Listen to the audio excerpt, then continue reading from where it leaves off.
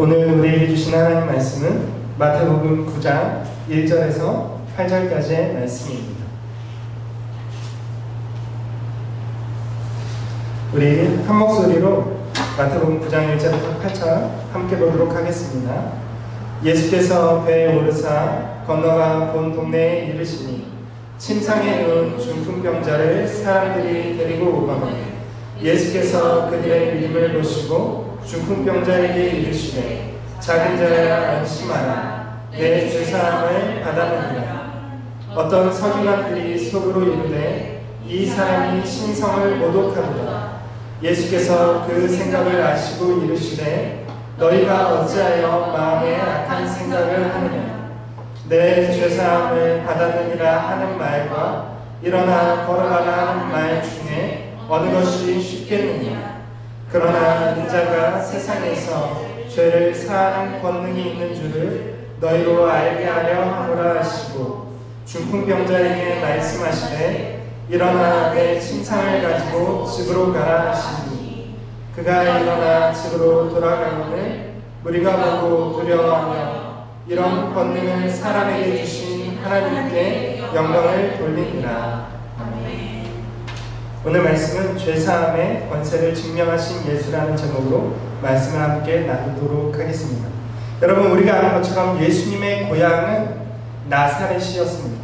물론 예수님께서 베들레헴에서 태어나셔서 그곳이 사실상 고향이지만 예수님은 태어나시자마자 애굽으로 피난을 헤롯 피해서 피난을 가셨고 다시 2년 만에 고국으로 돌아오셨을 때는 그의 부모께서 어떻게 했냐면 나사렛으로 피했거든요. 그래서 예수님은 사실 나사렛에서 자랐습니다. 그래서 예수님을 나사렛 예수라고 부르는 것이죠. 그런데 오늘 말씀에 보면 예수님이 본 동네로 돌아가셨다라고 이야기합니다. 사실 예수님의 본 동네는 가버나움입니다. 왜냐하면 오늘 우리가 보는 마태복음 4장 13절 말씀에 보면 이렇게 기록하고 있는데 나사렛을 떠나 예수님이 가버나움에 가서 사셨다라고 기록하고 있습니다. 그렇기 때문에 예수님은 그의 공생의 사역을 시작하시면서 나사렛에서 사신 것이 아니라 가버나움에서 사셨습니다. 그래서 예수님은 다시 이 가버나움으로 항상 사역을 마치시며 돌아오셨습니다. 그런데 오늘 말씀에 보면 예수님이 가다라의 지방에서 돌아오시는 것을 볼 수 있습니다. 가다라에서 귀신 들린 두 사람을 예수님께서 고쳐주셨는데 가다라 사람들은 예수님을 거부했습니다. 그래서 가다라 사람들의 떠나달라는 요청에 따라서 예수님은 다시 예수님의 본 동네인 가버나움으로 돌아오게 되었습니다. 그런데 예수님께서 가버나움으로 돌아오셨다라는 소문은 즉시로 퍼져나갔습니다. 우리가 아는 것처럼 예수님은 가버나움에서 많은 기적을 행하시고 복음을 전하셨습니다. 수많은 사람들을 예수님이 가버나움에서 고치셨기 때문에 가버나움에서는 예수님이 매우 많은 인기를 얻고 있었고 유명세를 타고 있었습니다. 그래서 예수님이 오셨다라는 소식을 듣고 예수님에 대한 믿음을 가지고 한 중풍병자가 자기의 사람들을 시켜서 예수님 앞에 나오게 되었습니다. 이미 예수님이 수많은 병자들을 고쳤다라는 것을 소문으로 듣고 있었습니다. 그런데 이 중풍병자는 스스로 몸을 움직일 수 없는 사람이었습니다. 우리가 아는 것처럼 중풍병이라는 것은 사지가 마비되는 것이잖아요. 그래서 혼자 일어날 수도 없고 혼자 어디를 갈 수 없기 때문에 사람들의 도움으로 사람들이 침상째 이 중풍병자를 예수님께 데리고 와야 했습니다. 그런데 예수님은 병자를 메고 오는 사람들의 믿음을 보시고 이 병자를 치유하시기로 작정하셨습니다. 여러분, 믿음을 보시고 예수님이 때로 우리의 믿음을 보시고 치유하실 때가 있습니다. 물론 예수님은 믿음을 보시기도 전에 어떠한 요청이 있기도 전에 치유하신 적도 있습니다. 베드로 장로의 열병을 보시고 예수님의 아무런 요청이 없이도 믿음이 없이도 치유하신 적도 있죠. 그런데 오늘 말씀에 보면 병자를 메고 오는 사람들의 모습을 보고 예수님이 치유를 행하셨습니다.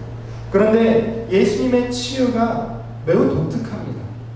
왜냐하면 예수님이 중풍병자가 나오는 것을 보고 이렇게 말씀하십니다. 안심하라 내 죄사함을 받았느니라.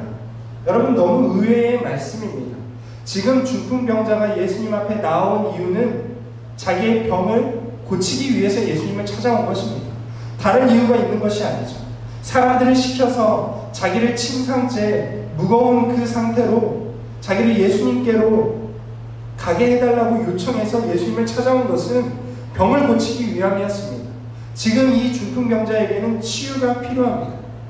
그런데 예수님은 이 중풍병자를 보자마자 치유를 선언하시는 것이 아니라 죄사함을 선언하셨습니다. 여러분, 치유가 필요한 사람에게 예수님은 어째서 죄사함을 선언했을까요? 왜냐하면 당시의 문화를 우리가 이해하면 예수님의 이 선언이 무슨 의미인지를 우리가 알 수가 있습니다. 당시의 사람들은 모든 질병의 원인이 죄라고 생각했습니다. 내가 어떠한 큰 병에 걸리면 그 병의 원인을 죄에서 찾았습니다. 내가 죄를 지었기 때문에 이 병에 걸렸다라고 생각했습니다. 우리도 그렇죠. 여러분, 사실 오늘날도 마찬가지입니다.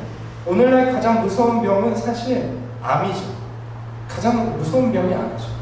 사망률 1위도 암이죠. 암을 다 합치면 아마 사망률의 거의 절반 이상이 사람들이 대부분 다 암으로 죽게 되는 것이죠. 그런데 여러분, 믿는 사람들도 암에 걸리게 되면 어떻게 생각합니까? 내가 죄를 지어서, 내가 잘못 살아서, 내가 하나님 앞에 제대로 살지 못해서 암에 걸렸다, 병에 걸렸다 라고 흔히 생각합니다. 그런 것처럼 당시의 유대인들도 그렇게 생각했습니다. 병에 걸리거나 그리고 그 사람이 아프게 되면 사람들은 그 사람이 죄를 지었기 때문에 병에 걸렸다라고 생각했습니다. 여러분, 요한복음 9장 2절에 보면 예수님의 제자들조차 질병의 이유를 죄에서 찾고 있는 것을 볼 수 있습니다. 요한복음 9장 2절 말씀에 이렇게 기록되어 있는데, 제자들이 물어 이르되 라삐여, 이 사람이 맹인으로 난 것이 누구의 죄로 인함이니까? 자기니까? 그의 부모니까? 나면서부터 맹인된 사람을 보고 제자들이 뭐라고 얘기했냐면, 저 사람은 도대체 무슨 죄를 지었기에 태어나면서부터 맹인으로 태어났습니까? 라고 물은 것이죠.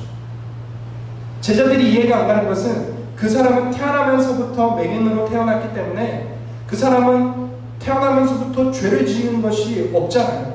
그래서 저 사람의 죄 때문에 저 사람이 맹인으로 태어난 것입니까? 아니면 그 부모가 죄를 지었기 때문에 저 사람이 대신 맹인으로 태어난 것입니까?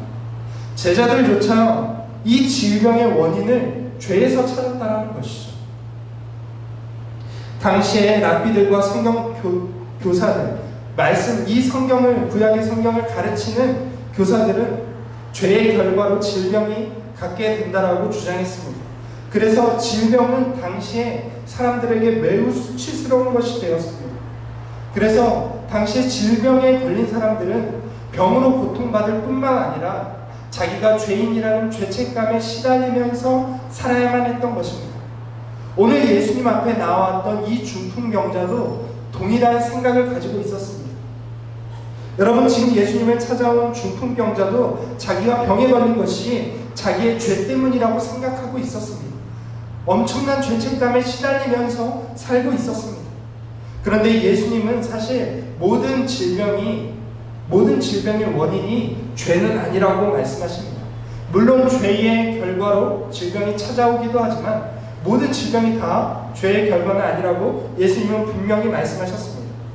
물론 이 중풍병자의 경우에는 자기의 죄로 인해서 이 병이 찾아왔을 수 있습니다.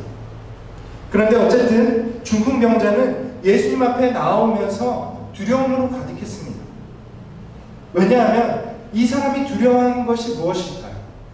여러분, 예수님이 안심하라라고 이야기하잖아요. 두려워하지 말라는 것이거든요. 그러니까 예수님이 이 사람이 두려워하고 있다는 것을 알고 있었습니다. 그런데 이 사람이 도대체 무엇을 두려워했을까요? 사실 이 사람이 두려워한 것은 예수님이 자기의 병을 고칠 능력이 없음을 두려워하지 않았습니다. 사실은 그걸 제일 두려워해야 되잖아요. 자기가 지금 병을 고치러 왔기 때문에 예수님이 정말 나를 고칠 수 있는 능력이 있는가 없는가, 이걸 두려워해야 되는데 사실 이 사람은 그것은 두려워하지 않았습니다. 왜냐하면 이미 예수님은 중풍병을 고친 적이 있죠. 우리가 아는 것처럼 백부장의 종의 중풍병을 예수님이 고쳤습니다. 그것도 가버나움에서 고쳤습니다. 그렇기 때문에 이 사람은 예수님이 중풍병을 고쳤다라는 소문을 들어서 알고 있었고, 예수님은 중풍병을 고칠 능력이 있음을 알고 있었습니다. 그럼에도 불구하고 이 사람은 두려워했죠. 예수님 앞에 나오면서 예수님을 만나면서 두려움에 떨었습니다. 이유는 자기의 죄 때문입니다. 예수님은 분명히 중풍병을 고칠 능력이 있는데 과연 예수님이 나 같은 죄인도 죄 때문에 생긴 이 질병도 고쳐주실까 하는 두려움에 빠졌던 것입니다. 자기의 죄 때문에 예수님께서 자기의 질병을 고쳐주시지 않을까 하는 염려 때문에 두려움에 빠졌던 것입니다. 여러분, 중풍병자는 예수님 앞에 나오면서 자기의 죄를 고백할 많은 말들을 준비했을 것입니다. 아마도 이 사람은 자기의 죄를 알고 있었던 것 같아요. 아마도 자기는 명백하게 어떠한 죄를 지었고 그것 때문에 중풍병에 이르게 됐다고 생각했던 것 같습니다. 그래서 예수님께서 내 죄 때문에 내 병을 고쳐주시지 않을까 해서 두려움과 염려로 수많은 말들을 준비했을 것입니다. 또한 사람들 앞에서 자기의 죄를 고백하게 되면 얼마나 수치스러울까. 여러분 그렇잖아요. 자기의 죄를 예수님께서 나는 너 죄 때문에 고쳐줄 수 없다 라고 얘기하면 자기의 죄를 고백해야 되는데, 그렇게 되면 사람들이 자기의 죄를 들을 때에 모인 그 수많은 사람들 앞에서 얼마나 수치스러울까요? 그 모든 생각들로 인해서 이 중풍병자는 두려움에 빠졌던 것입니다. 그러나 예수님의 첫 말씀은 그의 모든 염려와 두려움을 녹아내리게 했습니다. 예수님이 이렇게 말씀하시죠. 안심하라. 그리고 말씀하십니다. 내 죄사함을 받았느니라. 여러분, 우리는 흔히 이렇게 생각합니다.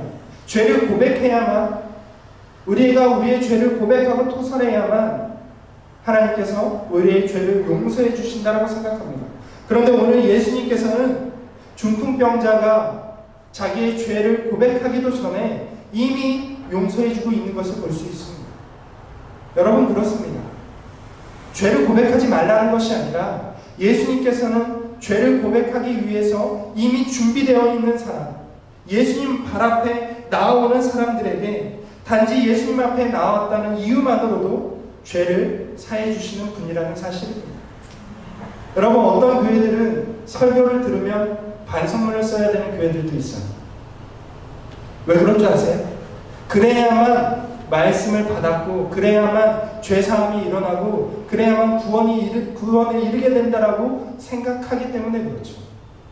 여러분, 그런 교회가 우리나라에만 있는 것이 아니라 미국에도 있고 모든 교회마다 있어요. 죄가 이끄는 교회라는 미국식 이름은 그렇게 붙여져 있거든요. 죄가 이끄는 교회. 그래서 거기 다니는 교회 사람들은 항상 반성을 하고 항상 회개만 해야 되는 것이죠. 그리고 그것을 자기 입으로 공동체에 고백하도록 만들죠. 그런데 오늘 성경 말씀을 보면 예수님께서는 이미 죄를 고백하기도 전에 죄를 용서하는 것을 우리가 볼 수 있다는 것이죠. 여러분, 이미 예수님은 중풍병자의 생각을 다 아셨기 때문에 그렇습니다. 중풍병자가 이미 예수님 앞에 죄를 고백할 모든 마음을 가지고 그 발 앞에 엎드렸을 때에 예수님은 그것만 가지고 그의 죄를 다 용서해 주셨습니다. 이것이 우리 주님의 은혜인 줄로 믿습니다. 그런데 그 자리에 있던 서기관들은 죄사함에 대한 예수님의 말을 신성모독으로 여겼습니다. 여러분, 중풍병자는 얼마나 안심했을까요? 이미 자기의 생각을 아시고 자기의 죄를 용서하시는 예수님의 말씀을 듣고, 아, 이제 나는 정말 고침받을 수 있겠구나, 나는 정말 죄까지 용서받았구나 라고 안심했을 텐데, 그 자리에 있던 서기관들은 예수님께서 신성모독한다라고 생각을 했습니다. 여러분, 예수님의 죄사함의 선포를 듣고 서기관들은 분노했습니다. 서기관들은 예수님께서 하나님의 명예를 모독하는 것으로 여겼습니다. 왜냐하면 죄사함의 권세는 하나님의 고유한 권한이기 때문에 그렇습니다. 서기관들은 율법을 공부하는 율법 교사들입니다. 그렇기 때문에 구약의 율법에 대해서 누구보다도 성경에 대해서 잘 아는 사람들이었습니다. 그들이 공부한 성경에는 하나님께서 죄사함의 권세를 사람에게 주신 적이 한 번도 없습니다. 그렇죠. 우리가 성경을 읽어보면 어떤 사람이 내가 내 죄를 사하노라 라고 이야기한 적이 없죠. 죄사함의 권세는 오직 하나님의 것입니다. 이스라엘 백성들은 하나님 앞에 죄를 가지고 있을 때에 재물을 가지고 하나님 앞에 제사를 드림으로써 용서를 받게 되었습니다. 그렇기 때문에 반드시 이 죄사함은 하나님만이 하실 수 있는 일이었습니다. 그런데 이 서기관들은 예수님께서 지금 누구의 죄를 사한다라고 이야기하니까 이것을 신성모독으로 들을 수밖에 없는 것이죠. 사실상 서기관들의 분노는 정당하게 보여집니다. 하나님만이 죄를 사하실 수 있으며 어떠한 사람도 죄를 사할 수가 없다. 그렇게 말하는 사람은 하나님의 권한을 침해하는, 신성을 모독하고 하나님의 명예를 훼손하는 자다라고 생각했던 것이죠. 여러분, 물론 서기관들의 분노는 의롭고 정당하게 보입니다. 그럼에도 예수님은 서기관들의 생각을 악으로 규정하고 있습니다. 너희가 어찌하여서 악한 생각을 하느냐고 예수님 말씀하십니다.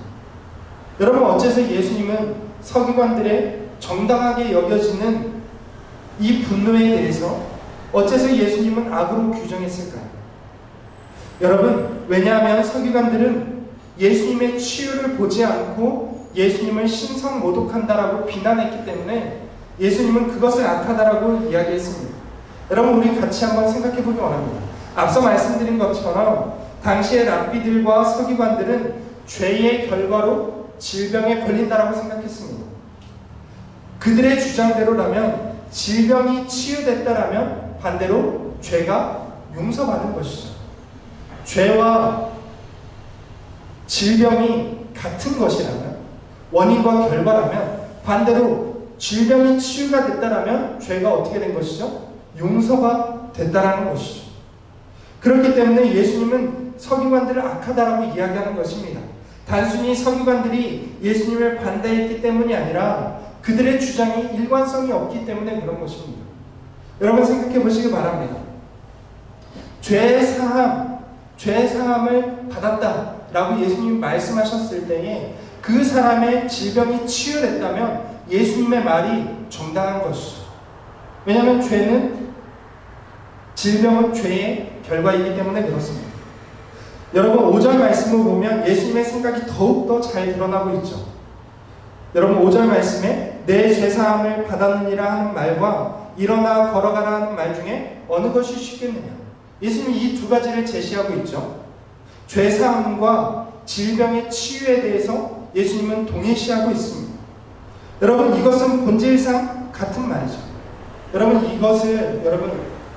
예수님이 지금 이 말씀에 대해서 사실 좀 복잡하고 어려운 말씀인데, 우리가 예수님의 이 말씀, 죄사함을 받았느니라 하는 말과 일어나 걸어가라 하는 말 중에 어떤 것이 쉽겠느냐, 무엇이 더 쉬운가를 따지면 굉장히 복잡해집니다. 여러분, 중요한 것을 놓치게 됩니다. 여러분, 예수님이 말씀하시는 정말 중요한 요점이 무엇입니까? 예수님은 죄사함을 받았느니라 하는 말과 일어나 걸어가라 하는 말이 같다라는 것입니다. 예수님은 그것을 이야기하고 있는 것이죠. 죄사함을 받았느니라 하는 말과 일어나 걸어가라 하는 말이 똑같은 말이다. 그런데 둘 중에 어떤 것이 쉽거나 어떤 것이 어려울 수는 있지만 두 개 다 같은 말이다. 그래서 나는 이 사람을 일어나 걸어가라 하는 대신 죄사함을 받았느니라 라고 이야기했다라는 것이죠. 예수님은 쉬운 것 대신 어려운 것을 했다라는 것입니다. 그렇기 때문에 여러분, 예수님이 죄사함을 선언함으로써 중풍병이 치유가 된다면 예수님의 선언은 신성모독이 아니라 정당한 것이 됩니다. 그런데 서기관들은 질병의 치유와 관계없이 단순히 예수님이 죄사함을 선언했다라는 사실만으로 예수님을 신성모독자로 간주했습니다. 예수님은 그 생각이 악하다라고 말씀하는 것입니다. 여러분, 그렇습니다. 불신을 가지고 예수님을 바라본 서기관들은 중풍병자의 치유 사건을 보고도 예수님을 거부했습니다. 여러분, 믿음이 없이는 예수님을 보고도 예수님이 누구신지 알 수가 없는 것입니다. 여러분, 그렇습니다. 예수님은 하나님의 아들입니다. 예수님은 바로 그것을 증명하기 위해서 이 중풍병자에게 일어나 걸어가라 하지 않고 죄사함을 받았느니라 라고 말씀하는 것입니다. 여러분, 예수님은 자신에게 사람의 죄를 사하는 권능이 있다는 것을 알리셨습니다. 왜냐하면 그것이 예수님의 정체를 알려주는 것이기 때문에 그렇습니다. 여러분, 예수님께서 죄사함의 권능이 있다는 사실은 예수님과 하나님의 관계를 직접적으로 가르쳐 주는 것입니다. 여러분, 죄를 사하는 권능은 서기관들의 말대로 하나님의 일입니다. 그런데 그 하나님의 일을 누가 하고 있습니까? 예수님이 하고 있습니다. 어째서 예수님은 하나님의 일을 감히 했을까요? 여러분, 이유는 하나입니다. 예수님이 하나님의 아들이기 때문에 그렇습니다. 제가 계속해서 말씀드린 것처럼 이때 당시에 유대인들의 문화에서 아들은 아버지의 일을 하는 존재였습니다. 예수님은 지금 그것을 말씀하고 있는 것입니다. 죄사함의 권세는 하나님의 일인데 내가 바로 그 하나님의 일을 하고 있는 하나님의 아들이라는 것입니다. 여러분, 그렇기 때문에 이것은 탁월한 예수님의 자기 증명이었습니다. 중풍병자의 치유 사건은 예수님이 하나님의 아들이심을 강력하게 증명하는 사건이었습니다. 여러분, 그렇습니다. 예수님은 사람들을 죄에서 구원하러 이 땅에 오신 하나님의 아들이십니다. 여러분, 우리에게도 역시 예수님이 필요합니다. 여러분, 중풍병자는 마가복음에 보면 예수님 앞에 나아가기 위해서 수많은 사람들을 뚫기 위해서 지붕을 뚫고 침상을 예수님 발 앞에 내렸습니다. 여러분, 예수님 앞에만 나아가면 그의 병이 고침받을 것이라는 믿음 하나만 가지고 지붕을 뚫었다는 것입니다. 여러분, 우리도 이러한 열심이 있어야 되겠습니다. 우리에게도 이러한 믿음이 있어야 되겠습니다. 우리가 예수님 앞에 나아가기만 하면 우리가 죄를 고백하지 않고도 주께서 우리의 모든 죄를 사하실 것을 믿음으로 고백하며 나아가야 할 줄로 믿습니다. 예수님께서 우리의 죄를 사하시기 위하여서 자기 몸을 십자가에 내어주시기까지 하신 분입니다. 우리가 주님의 발 앞에 나아가기만 한다면 주께서는 우리의 모든 죄악을 용서해 주실 것입니다. 중풍병자의 병을 고쳐주시고 그가 아직 죄를 고백하기 전에도 그의 죄를 용서해 주셨던 주님께서 우리가 주님 앞에 나아가기만 하면 우리의 죄를 용서하실 줄로 믿습니다. 우리를 위해서 십자가 지신, 우리의 죄를 용서해 주신 그 예수님 앞에 한 주간 나아가시는 우리의 삶이 될 수 있기를 주님의 이름으로 축원을 드립니다.